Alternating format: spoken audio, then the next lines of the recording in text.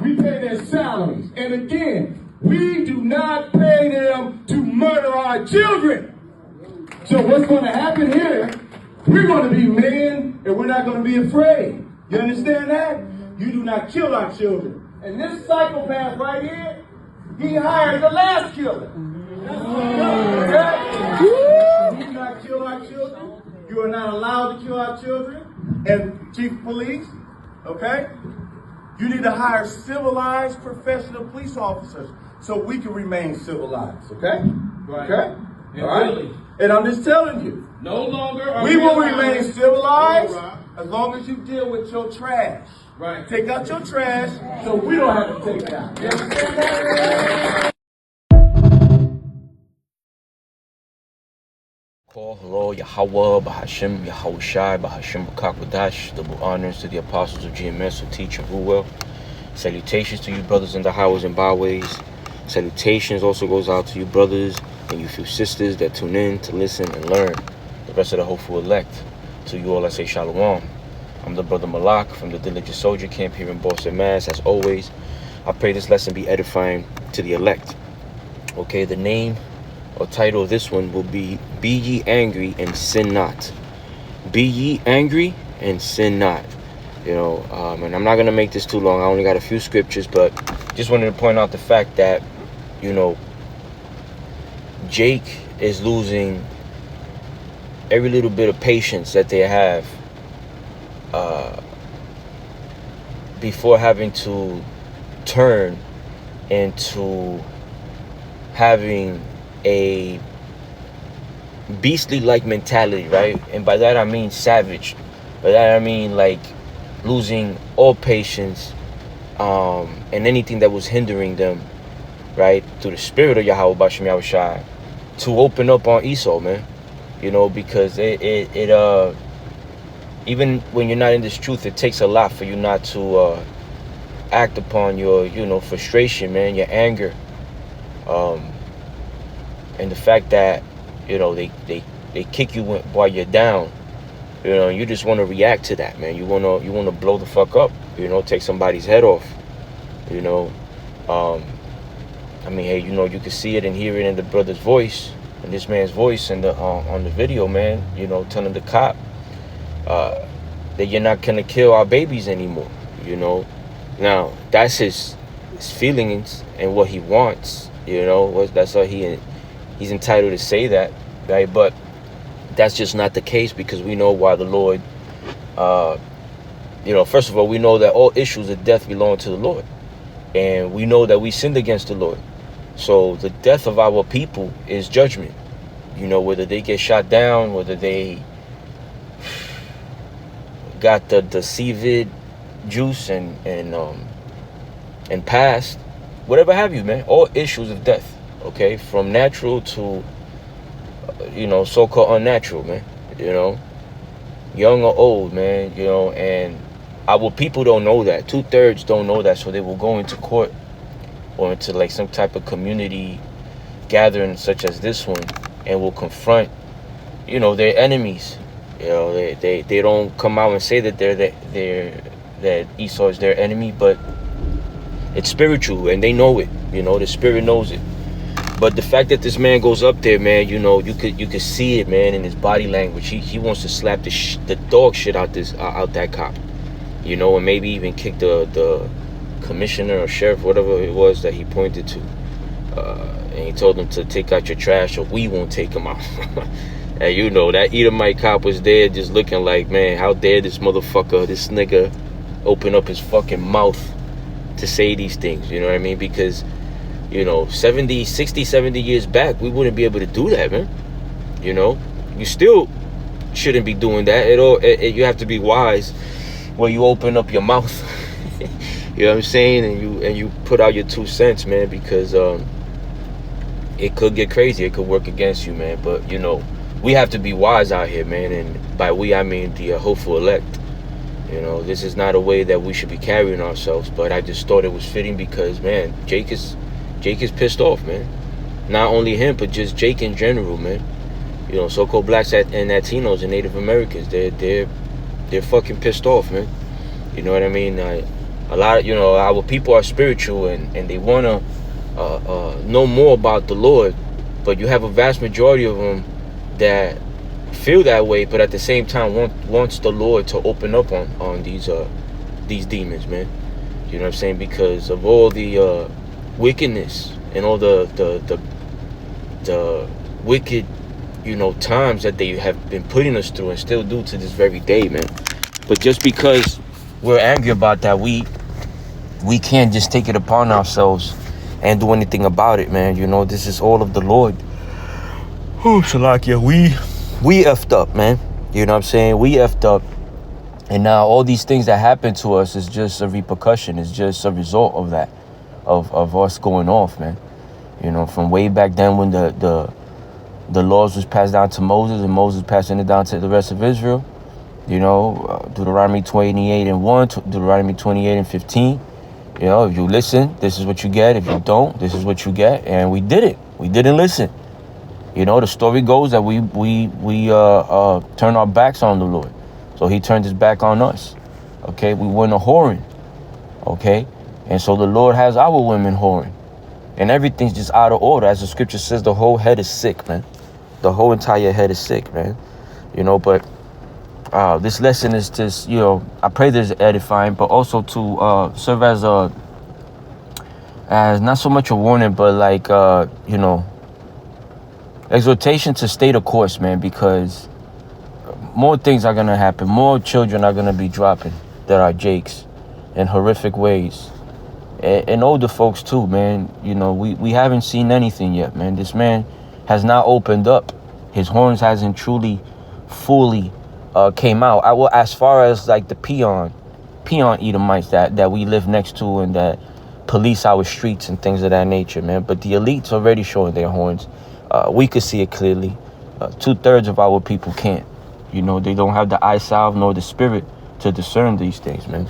But nonetheless, this is the book of Ecclesiastes, chapter 7, verse 7. It says, surely oppression maketh a wise man mad, and a gift destroyeth the heart.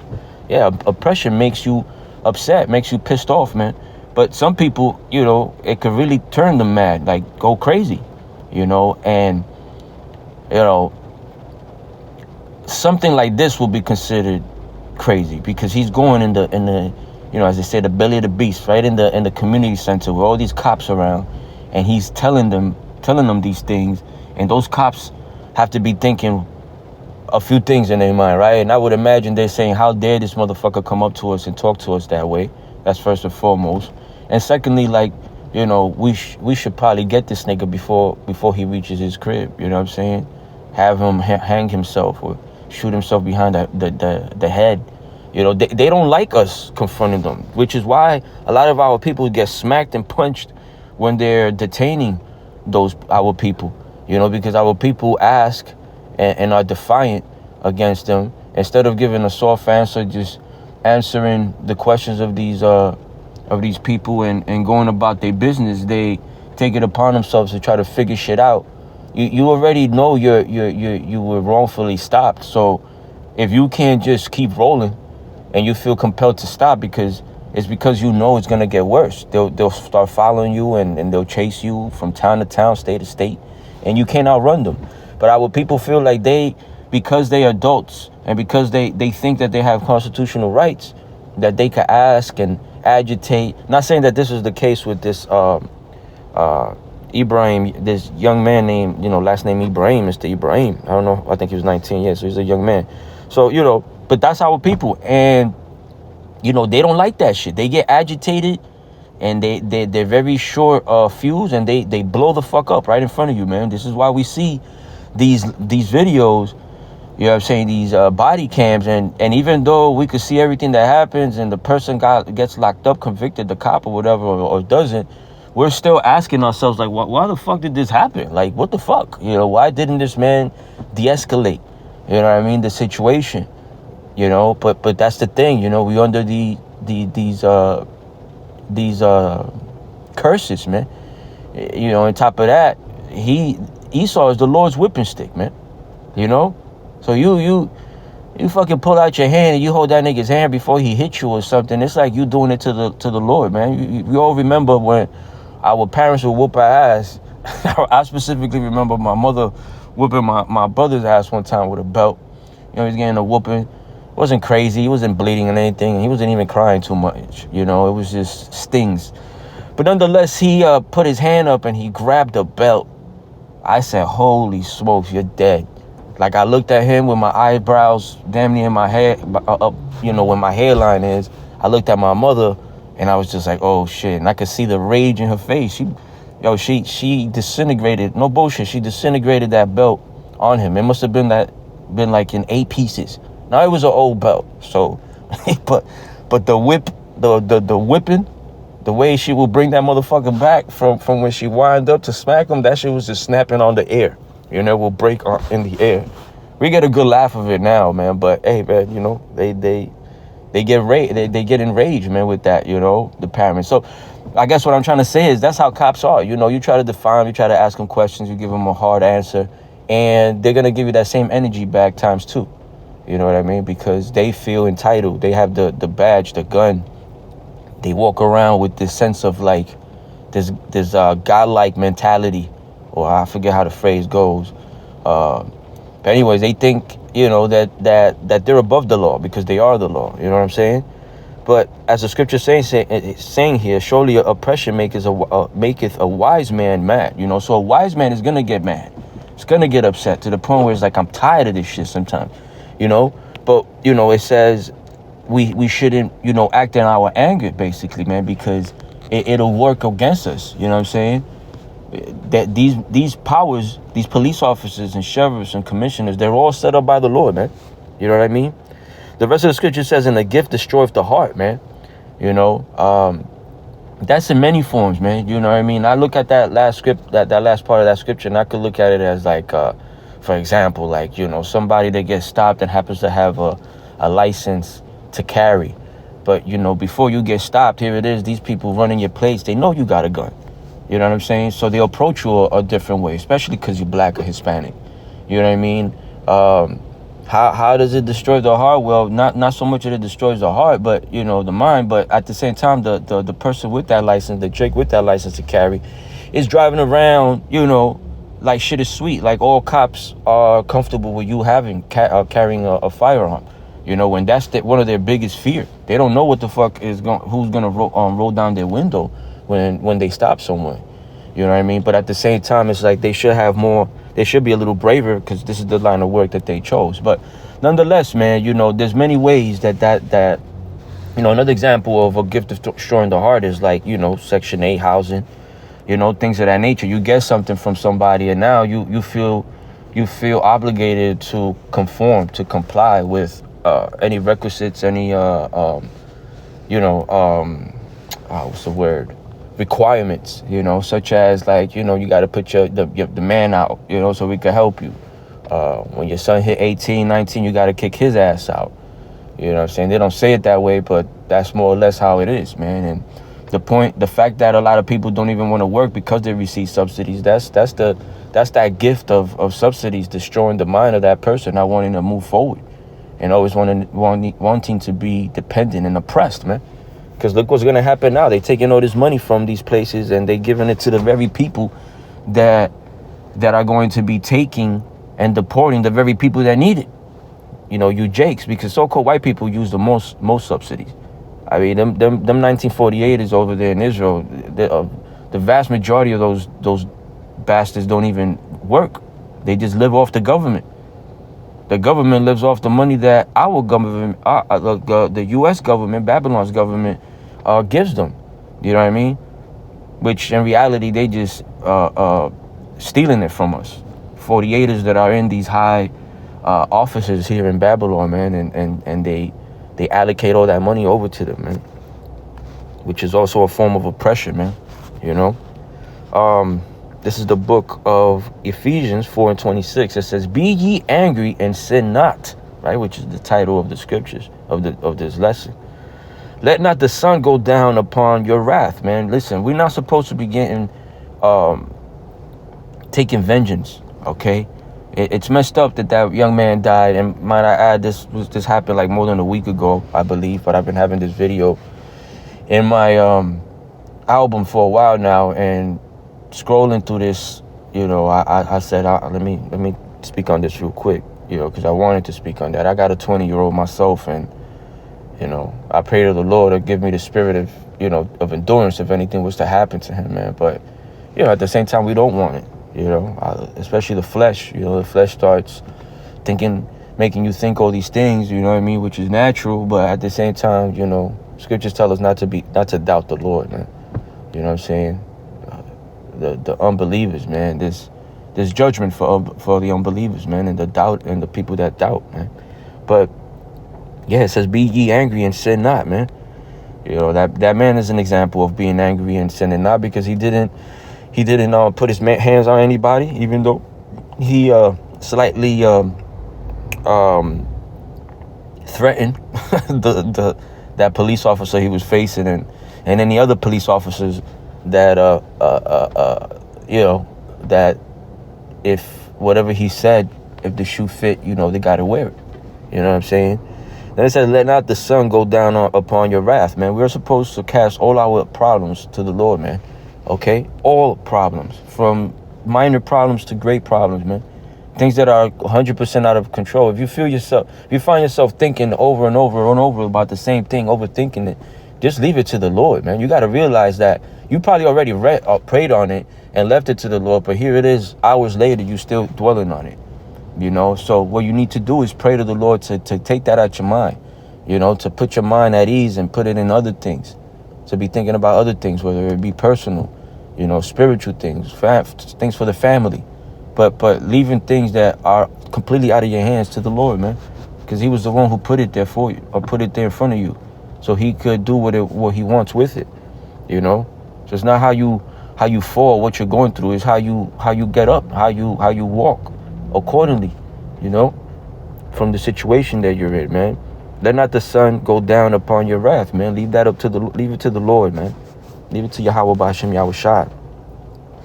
This is the book of Romans 12 and 19, just to kind of precept that one. It says, "Dearly beloved, avenge not yourselves," right? So don't go to sleep with let not the sun go down, right, before you go to bed, with that wrath in your mind, man. Because then Romans 12 and 19 tells you, "Dearly beloved, avenge not yourself, but rather give place unto wrath." Whose wrath? Yahweh's, man. Why? Because it is written, "Vengeance is mine," Yahushua. It's also written that vengeance is on the mind of Yahushua. The Lord is thinking about this, man, every day. He's been gone really for about to be 3 days or 3 days. Well, I'm not 100% on that, because I know the scripture says that a 1,000 years to us is a day to the Lord, right? So the Lord's been gone, was here 2,000 years ago. So yeah, 2 days going into the third day. Okay, I'll look that up and maybe make a quick 2-3 minute video lesson on that, just to be sure. I don't want to just be saying things out my neck just for the heck of it. We don't wing anything out here, man. Okay, so it says, "For it is written, vengeance is mine, I will repay, saith the Lord," Yahushua, man. The Lord is going to repay vengeance back to these niggas, man. Every last one of them that did us dirty, that did us wrong, that persecuted the prophets. You know what I'm saying? Whether it was our own people or whether it was our enemies. You know what I mean? Because they all had their hand in it. This is the book of Zephaniah, and I'll end it off here. Chapter 3, verse 8, it says, "Therefore wait ye upon me, saith the Lord Yahweh, until the day that I rise up to the prey." Who's the prey, man? These nations, right? Starting with Esau. "For my determination is to gather the nations, that I may assemble the kingdoms." Right? So the Lord wants to assemble them. For what? "To pour upon them mine indignation." Right? The word indignation, the definition of that is righteous wrath, if I'm not mistaken. And the scripture that we were just reading before that tells us to give place to wrath, but rather give place unto wrath, right? Romans 12 and 19. "For it is written, vengeance is mine, I will repay, saith the Lord, saith the Lord." So how is the vengeance and the repayment coming? Like this, Zephaniah 3 and 8 again.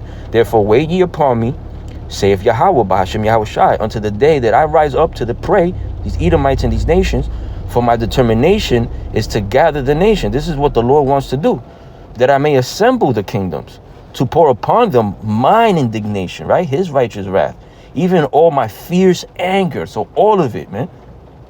For all the earth shall be devoured with the fire of my jealousy, man.